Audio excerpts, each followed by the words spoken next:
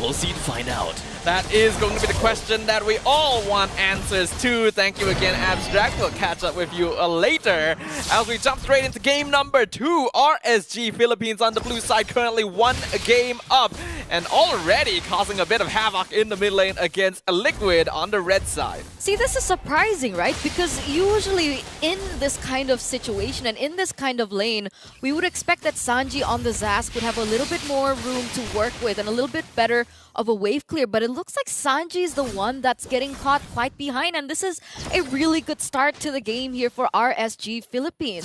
I think the first thing that really caught my eye as we entered the Land of Dawn and as we entered the portal was 3 purifies given over for RSGPH. That's a lot of respect, and they understand that JP is going to be able to find these moments, but a lot of aggression already in the bottom side of the map. Tlph taking a lot of damage. He'll hit level 4 first. His health drops low, no more resources on RSG, so not able to punish that, and that means Carl will have that EXP lead straight away. That's going to be a problem, right? What's RSGPH's idea here with their drafts? Are they waiting for that level 4 power spike? Are they going to let this neutral objective go? Because if that's the case, then this is fine. Are they looking for more kills? If that's the case, then that's fine. But if they're looking for neutral objective takes, I think Irad needs to catch up a lot quicker because Carl TZ will have a better time when it comes down to it. But look at these predictions. 86% for Tlph, so we can already conclude that this has been a huge upset. Yeah, a lot of the audience agreed with us in saying that Liquid should have the better chances here. RSG definitely catching everyone off guard, but a nice freeze, great combo onto the Tigreal. JP dropping so low, and that is going to be first blood given to Irad. A nice 3-man gang. Amazing way to start this off, because now they're gonna have to buy a little bit more time for JP to come back into the game and to help set up for this net neutral objective take. Oh, and the fact that he actually utilized his Purify there. So that's a big resource spent, and that's a big resource that they desperately need when they want to go in for these 5v5 to get that neutral objective. This puts RSG Philippines in a better position in that regard. It means they don't have to worry about the Flicker implosion for a little bit, but they do still need to contest the turtle because you can see Irad actually trying to go for some farm, which means Liquid are currently in control of it. Penalty zone comes in, Carl gets the turtle. Curse of Blood comes out on 3 members. Actually, Frigid Frost doing a lot of damage. Sanji forced to jump out of his ultimate, dropping real low on Carl TZ as well. He'll be able to get out alive, and RSG will immediately back off. I don't think they need to re-engage this. Oh? Ooh, Irad gets caught, Earth Shattered. Do they want Sanford? He still has his ult, so yeah, probably not. Okay, that was a 1-for-1 trade, right? Team Liquid PH, they were able to get that turtle in the hands of Carl TZ, who had a EXP lead over. But what's going on in the top side there? Is Sanford in trouble? Yeah, it's a 1v2 here, but he has No Primal way. Wrath. We know how strong Edith is when you got that full Wrath. Nibor and Aqua actually both have to back off and recall against Sanford alone. Oh, wow. That's a baby 40 for you. Still able to get out of there as well. The outplays coming in buys them a little bit more time as Tlph. They focus their, attentions elsewhere here. I think they're looking for a better trade in the bottom side, trying to help Benny Cutie get to that power spike quicker. Sanford definitely felt good about that one, though. Considering what happened to them in game 1, that's a little bit of payback over to RSG Philippines. And now 4 minutes in, we can see that the net worth difference is not that high, which looks a lot better for Liquid considering their performance so far. Yeah, I would agree, right? Tlph, they're putting up a fight here. They understand the winning conditions of their composition, and they're not going too heavy in these trades, right? They're not playing into the traps that RSGPH have set for them like they did in game number 1. And this is starting off quite good for the first 4 minutes of the game. And even in the lane, right, we do see that Benny QT has respected. Wait a second, did he get that? I think he did. If I saw correctly, he was able to secure that. And that means that RSG has a little bit of priority in the bottom lane to contest this turtle. They're actually going to give up a little bit of gold shield up top because Nibor has already started rotating over. And that means this could be a good setup. JP and Sanji, the only ones here right now. Turtle getting blitz. Implosion comes in with the Sacred Hammer. Only catches light though. That's not going to be enough along with the knockup. A Curse of Blood going to land means JP is taken down. Carl falls right afterwards. Double kill to the Harry. Frigid Frost doesn't catch anyone, but forces Sanford back. Does he actually live this? Nope, he's gonna explode to the Terizla. And that's 3 kills really quickly to RSG. That was a 4-0 trade stuff. Irad, He was able to get that neutral objective take. He was able to get that turtle for himself, and then they win in the team fight. I don't really understand the idea that Tlph was going for with that exchange earlier on, because they went in one by one, was taken down one by one. They were scattered, they were behind in the setup, and then they lost everything with that. That's a 2k goldie now for RSGPH. JP 100% expected to catch more people with that implosion. It seemed like RSG were so close together, but he only caught Light, basically the worst person to catch out of everyone.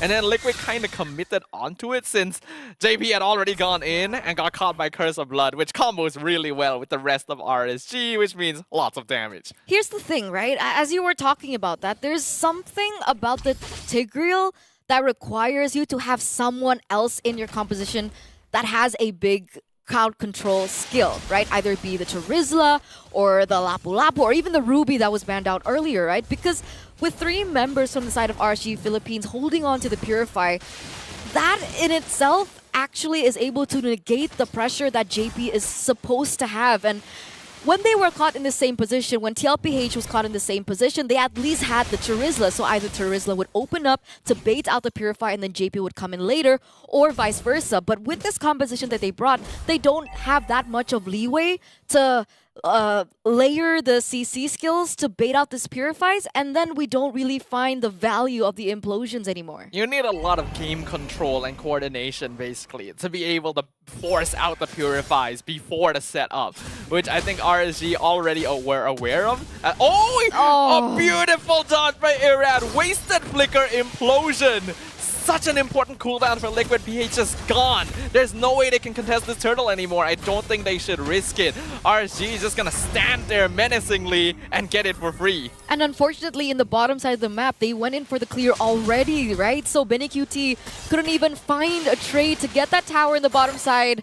Okay, he was able to get out there with a sliver of time as Hussein was able to walk into that bush. But again, right, RSG PH, they're picking up the time, they're picking up the momentum, and now Team Liquid PH are scrambling for scraps. I can't believe this has turned out this way. RSG. Turns out they don't need to rely on early game cheese tactics either. This draft is really clean. Gameplay is good. They know exactly what they're doing, and they are slowly whittling down Team Liquid Philippines. Yeah, they're so good at understanding Tlph, right? I don't know if that's really good prep coming into this matchup, or what, right? Or they woke up and they chose violence today. Because every time Tlph go in for something to look for a trade, it feels like RSGPH, there's 2 steps ahead. And the fact that they've been able to play out these team fights rather perfectly with the way that they're comboing and layering their skills has been fantastic. RSGPH, what did you guys eat for breakfast today? That's what I want to know. It seems like the breakfast of champions, if you ask me. Instantly concealed. They see Sanford and Tlph out of position. They want to engage on it, but here comes JP and Sanji. RSG maybe not in the best spot, but penalty zone finds 2. We can see Tlph going to be able to use that enhanced sword to get out. Ogi Shadow Kill doesn't quite do enough damage. Irad actually staying under the tower, maybe a bit too long. Costs him his life. Sanford onward, finds Nibor, doesn't have the Earth Shatter follow-up. Team Liquid low, but they're able to slowly separate RSG, forcing the Flicker out from the Edith. Nibor has to get out of here. Zaman Force allows Kusei to pick off Sanford. Light also going to be picked off, and Kusei going to be shut down. This could be bad. RSG losing members left and right. Team Liquid finding the opportunity they've been waiting for. The passive on Aqua only delays his demise. And Team Liquid find 4 for 1. Did you see Benny QT, Staffa? Did you see the way that he weaved in and weaved out of that team fight? He didn't have his Holy Trinity, and he was still able to do that. Now he does, though. With those many kills under his belt, with those assists under his belt, he has built in that DHS. And this could be the turning point that Tlph has waited for and has severely needed from the first 9 minutes of the game. A fight like that completely resets advantages you have, and we are seeing that. Team Liquid have already evened up the net worth. And that is what they're playing for. We already know how scary Moskov can be once he finishes those items. So RSG may have just made a massive blunder. Yeah, Team Liquid PH, they adjusted really well, right? They understood that when things get a little bit chaotic, when these team fights get a little bit chaotic for RSGPH, when they're able to bait out these resources before they go in and commit for it, that's when they shine and that's when they come out on top, and they were able to do that. So there needs to be a way and there needs to be a situation where they can replicate that kind of success, because the fact that Nibor already used his penalty zone, the fact that Aqua already used in her ultimate as well, allowed Benny QT to come into the team fight able to weave in and weave out and dish out the damage that he was supposed to have in these team fights. I don't know if Irad made like some kind of misplay as well, because he just stayed under the tower for way too long. He was the first one taken out on RSG's side, and that just gave a green light to Liquid to slowly edge forward. And we need to not see that again, because now, just with that single victory, Liquid are able to take control of RSG's jungle. They have a 3,000 gold lead now as well, right? So completely tables turns, right? The tables have turned for the side of Team Liquid PH just over that momentum. And the fact that now we can see Benny QT with the Holy Trinity. Kusei doesn't even have Holy Crystal just yet, right? He only has 2 items under his belt. He's on the way to it. But in these team fights, what do you think, right? Do you think that RSG Philippines still have an advantage? RSG's draft is definitely still better somewhat in terms of direct 5v5, just because of how well Carmilla, Aurora, and Hayabusa work together in terms of doing damage. But if Liquid are able to properly control their approach, we've already seen that they are able to separate RSG and take them out one by one. So it is going to be a bit of a skill matchup here. Yeah, I agree with you. It just makes this even more precarious with the way that they've set up, right? It looks like it's not as straightforward as we would expect for Tlph. I would say that the win cons for Tlph and their composition is a lot more difficult as compared to RSGPH. So they have a little bit of homework, but it looks like Aqua's feeling it, by the way. Do you see his item? I think he went in with the movement speed boots, actually. So very aggressive build. He understands that he needs to be very... he needs to think about the way that he positions in these team fights a lot better. And then he goes in for Sky Piercer on top of everything. He's the one in charge of stifling momentum on the enemy side, and as long as he's able to hit someone, Sky Piercer can proc, so having the most AoE does make sense to go for that, though if it doesn't work out, could be greedy. Conceal can be used at a kind of strange timing, actually. Penalty zone catches out JP. JP on top of Light. Curse of Blood not available just yet, so Tlph gonna be able to get the lore. Zaman Force gonna be used up just to clear up the Dominator's descent. Nibor, though, gonna be abandoned by himself, so Benny QT finishes him off. Fear of Destruction connects in the backline. Irad already picked off. JP jumping in front to stop RSG from escaping, sacrificing his immortality to do so, and getting Light in exchange. Carl! Jumping straight into the base. That's a double kill for Tlph, and he just stands there. Oh!